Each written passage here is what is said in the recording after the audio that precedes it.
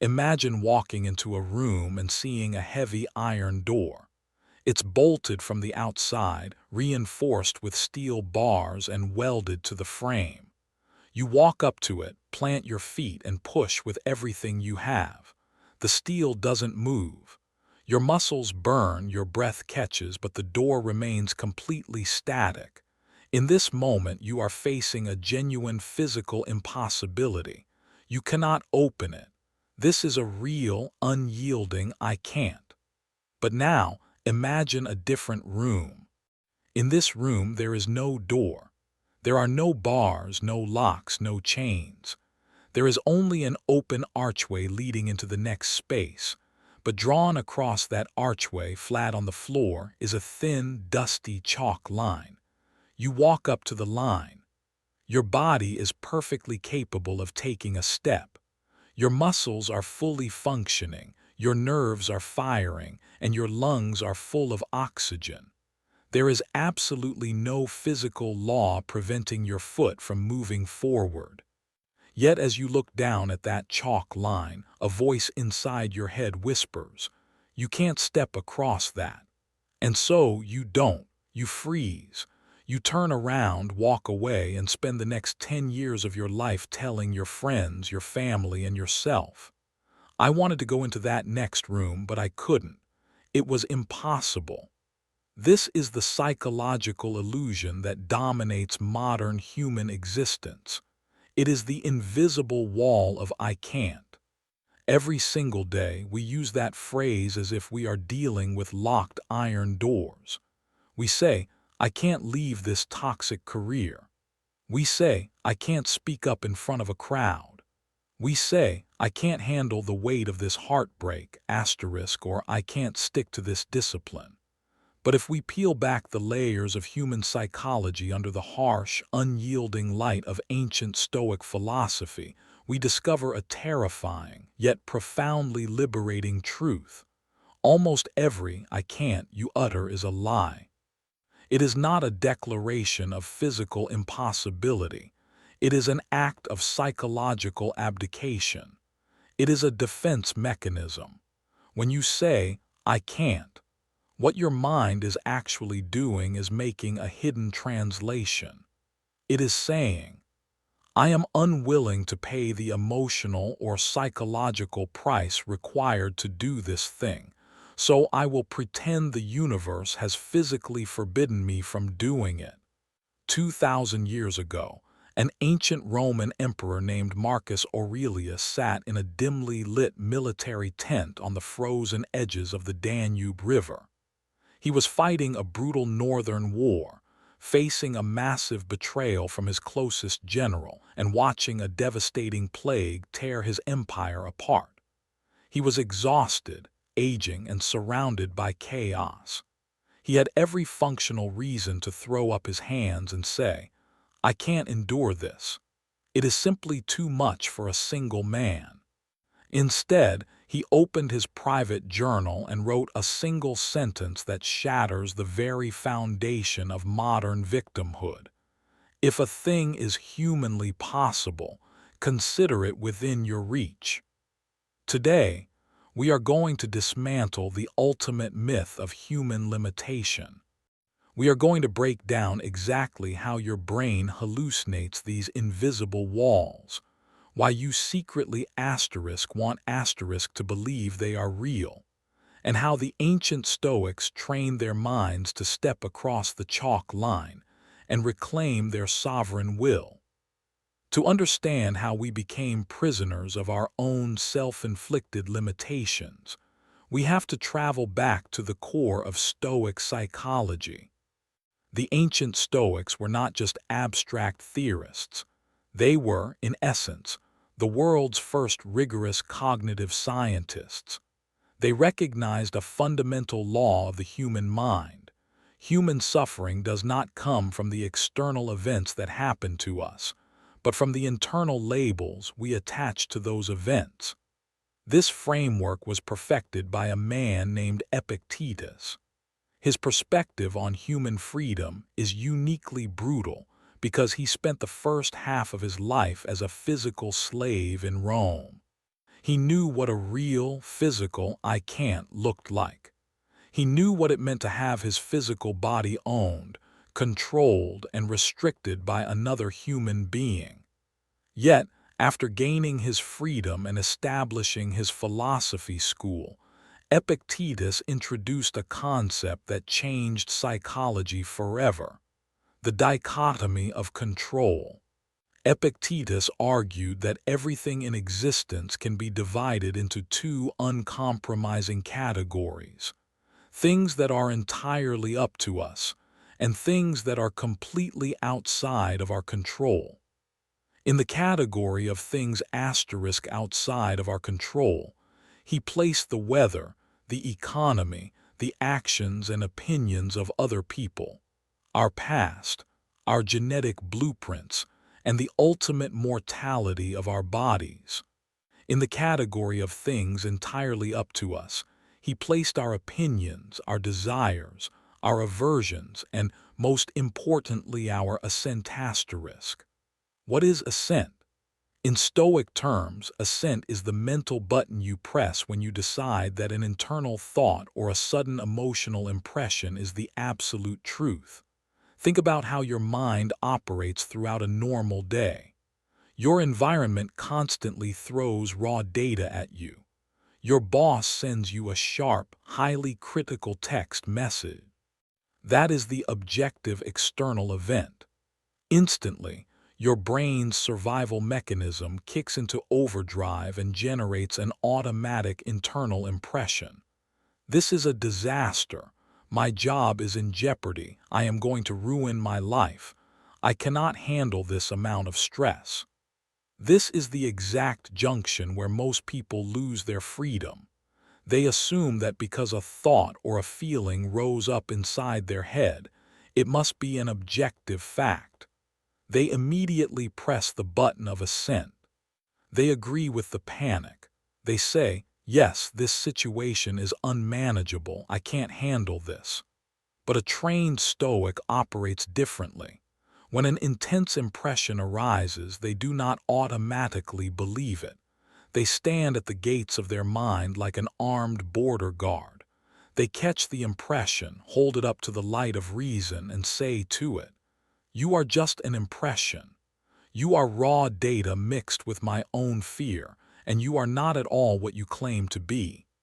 When you say, "I can't wake up early," or "I can't confront this person," asterisk, or "I can't change my lifestyle," asterisk, you are granting your assent to a complete illusion. You are confusing a subjective emotional resistance with an objective law of physics. Look at what happened to Epictetus himself. History records that his master, a cruel man named Epaphroditus, once took Epictetus's leg and began twisting it with a mechanical wrench purely for entertainment. Epictetus did not scream, panic, or beg. He didn't say, "I can't bear this pain." He looked calmly at his master and said, "You are going to break my leg." A moment later, the bone snapped. Epictetus simply looked down and remarked, "Did I not tell you that you would break it?" Epictetus limped for the rest of his life. His physical body was broken, but his internal mind remained completely untouched, completely sovereign. He later wrote a line that should pierce through every excuse we make in our comfortable modern lives. Disease is an impediment to the body, but not to the will, unless the will itself chooses.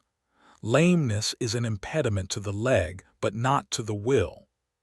When you or I utter the phrase, "I can't," we are fundamentally dishonoring the sheer depth of human resilience.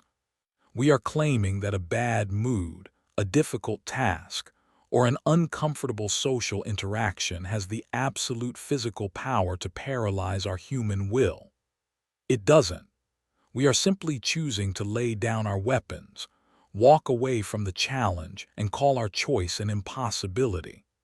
To see how this myth plays out in modern reality, let's look at three specific, universal arenas where we constantly use "I can't" as a psychological shield. In, Let's see exactly how a Stoic would dismantle them. The first prison. Career inertia. Consider the case of someone stuck in a soul-crushing professional environment. Let's call him David. David is in his mid-30s, working a corporate job that drains his energy, erodes his creativity, and leaves him with a knot of dread in his stomach every single morning. He talks constantly about wanting to pivot, wanting to start his own venture, or wanting to break out of the corporate rat race. But whenever you ask David why he doesn't actually hand in his resignation or take the first step toward a new path, he sighs, slumps his shoulders, and says, "I can't. I have a mortgage, I have car payments, I have people depending on me. It's physically impossible for me to leave right now." Is it impossible? Let's apply the Stoic scalpel to David's reality.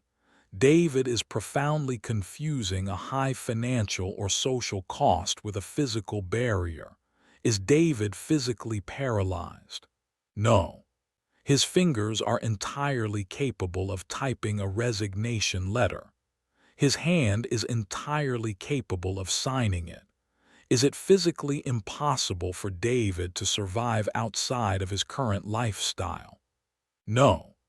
He could sell the luxury car, move into a significantly smaller apartment, cut out all non-essential spending, and live on basic meals of rice and beans while building his new path.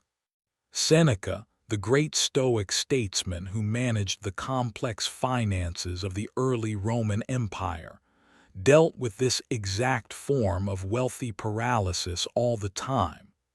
He realized that when people become overly dependent on their comforts, those comforts quietly transform into their prison bars. To break this mental illusion, Seneca gave his wealthy friend Lucilius a powerful practical exercise. He wrote, "Set aside a certain number of days, during which you shall be content with the scantiest and cheapest fare, with coarse and rough dress, saying to yourself the while, 'Is this the condition that I feared?'" If David actually forced himself to practice voluntary discomfort for just one single week, sleeping on a hard floor, turning off the air conditioning, eating nothing but plain oatmeal, and completely pausing his consumption, he would make a staggering discovery: he would still be alive. His mind would still be intact. His baseline terror would completely evaporate. David's "I can't" is actually an unstated preference. What he is really saying is, "I prefer the slow, predictable, comfortable death of my potential in this miserable job over the acute, temporary pain of social embarrassment, financial downsizing, and uncertainty." The moment David acknowledges this, the myth of "I can't" is utterly broken. He is no longer a tragic victim of an unfair economy. He is a voluntary consumer of his own misery. The second prison, the fear of judgment. Now, let's look at a completely different arena: social anxiety and the fear of public presentation. Let's look at Sarah. Sarah is an incredibly gifted engineer. She has developed an internal process that could completely optimize her company's operations. But to get it approved, she has to stand up in front of a boardroom of executives and deliver a 20-minute presentation. The moment the opportunity arises, Sarah's biology goes into panic mode. Her heart rate spikes, her palms sweat, and her throat feels completely constricted. She turns to her manager and says, "I'm so sorry, I just can't do public speaking. I freeze up. I am physically unable to perform under that kind of pressure." Let's trace Sarah's mental loop using the Stoic model of impression and assent. Sarah genuinely believes her physical panic is an unchangeable, automatic response like a severe allergic reaction. But Stoicism reveals that Sarah's physical panic is being fueled entirely by a hidden, unconscious value judgment. Sarah has decided to place her mental peace in something she has zero control over: the opinions, expressions, and immediate validation of those executives. Marcus Aurelius encountered this exact pressure every single time he had to step out in front of the Roman Senate or address an army of thousands who looked at him as a literal god on earth. He constantly reminded himself of the sheer absurdity of human validation, writing, "I have often wondered how it is that every man loves himself more than all the rest of men, but yet sets less value on his own opinion of himself than on the opinion of others." If Sarah adopts the Stoic framework, she changes the internal script running in her head. She tells herself, "My only duty in that room is to present this data clearly, honestly, and to the best of my ability. Whether the executives smile, frown, think I am brilliant, or think I am incompetent is entirely out of my control. Therefore, their reaction is fundamentally indifferent to my character." The very moment she withdraws her desperate demand for external approval, the biological panic loses its psychological fuel. Her throat opens up. Her hands stop shaking. She realizes she didn't lack the asterisk ability to speak. She lacked the asterisk willingness to be judged. The third prison, the fractured heart. Finally, consider the most intimate, painful "I can't" of all: the collapse of a deep romantic relationship. Think of Marcus, whose partner of several years has just walked out the door, ending their relationship permanently. Marcus is completely shattered. He stays in a darkened room for weeks, neglects his physical health, stops showing up for his obligations, and tells anyone who tries to pull him out of the abyss, "You don't understand. I can't live without them. My life has no meaning anymore. I am completely empty inside." To Marcus, this feels like the absolute raw truth. The grief is heavy, visceral, and crushing. But from a philosophical standpoint, Marcus is committing a massive cognitive error. He has completely fused his fundamental human identity with an external entity. The philosopher Epictetus explicitly warned his students about this deep psychological trap. He pointed out that we have a dangerous habit of treating external assets, our wealth, our social status, and even our loved ones, as if they are permanent, unalienable parts of our own anatomy. And so, when the natural flux of life takes them away, we feel as if our limbs have been violently amputated. To counteract this, Epictetus taught a radical, challenging practice. He urged his students to view everything and everyone they love as a temporary, beautiful loan from the universe. He wrote, "When anything pleasant interests you or is useful or you love it, remember to say to yourself what it is. If you love a ceramic cup, say, 'I love a ceramic cup,' for when it breaks you will not be disturbed. If you kiss your child or your partner, say to yourself that you are kissing a mortal, for then when they are taken away, you will not be devastated." This sounds incredibly jarring to the modern ear, but it is actually the highest form of emotional clarity. Marcus's ex-partner was never his property. They were a separate human soul with their own agency, loaned to Marcus's life for a brief, beautiful season. Marcus is still physically breathing. His heart is pumping blood, his brain is firing synapses, and his capacity for honor, courage, justice, and self-respect remains completely undamaged. The sentence, "I can't live without them," asterisk, is a dramatic fiction. The biological, objective truth is simpler. I am alive right now, but I am experiencing an intense neurological withdrawal from validation and companionship, and I am terrified to redefine who I am without their presence. If I can't is so clearly a logical fallacy, why do we keep doing it? Why does the human mind default to this phrase dozens of times a week? This brings us to the deepest psychological revelation of our exploration, a concept modern therapists call secondary gain. A secondary gain is a hidden, unconscious benefit that you receive from maintaining a negative state, a limitation, or a failure.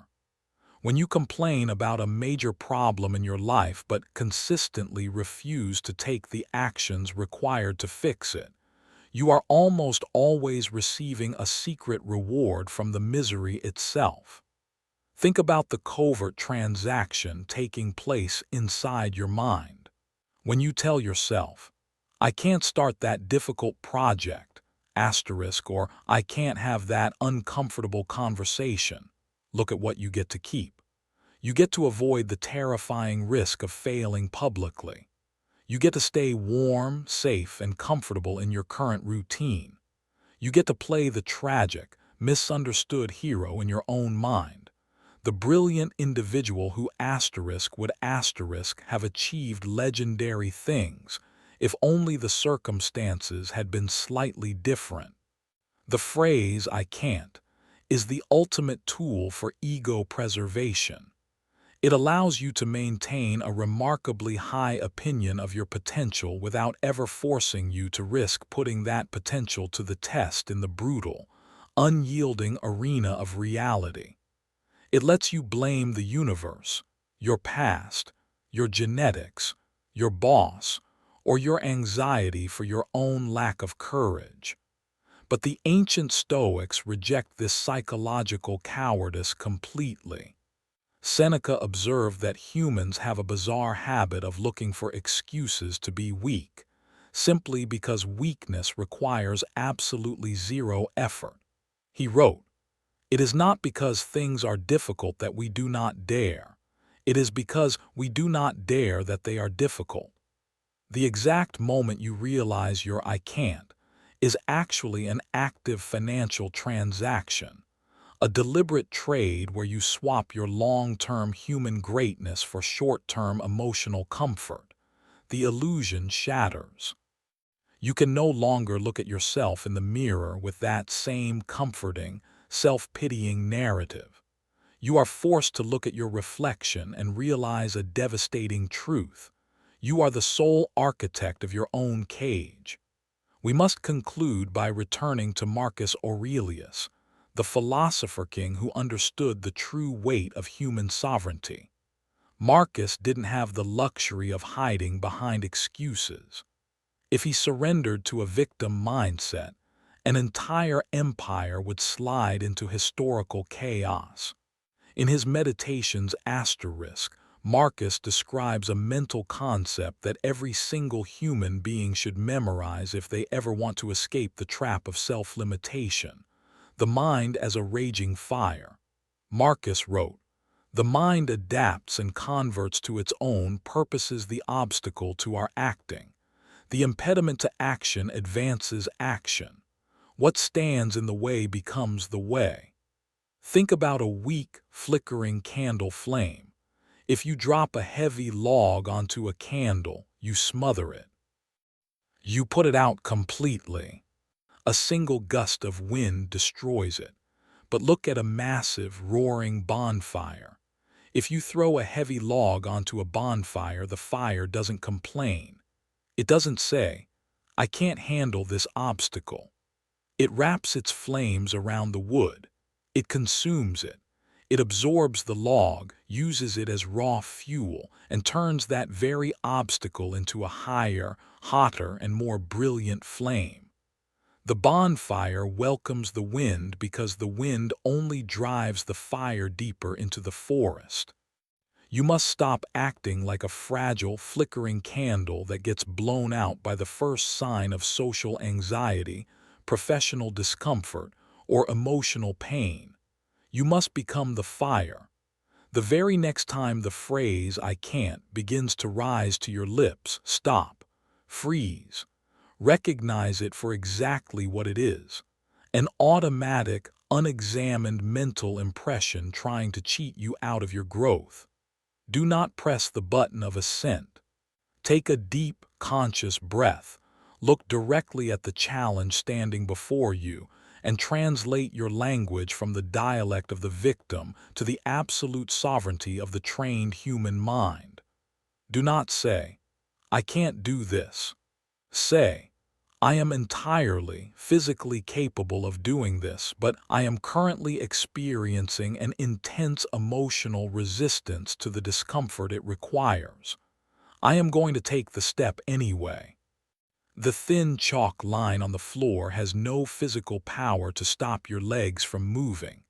The opinions of others have no physical power to paralyze your voice. The loss of comfort has no capacity to destroy your character. The wall is not real. It never was. Step across the line, enter the next room, and claim the life you have spent so long pretending you weren't allowed to live.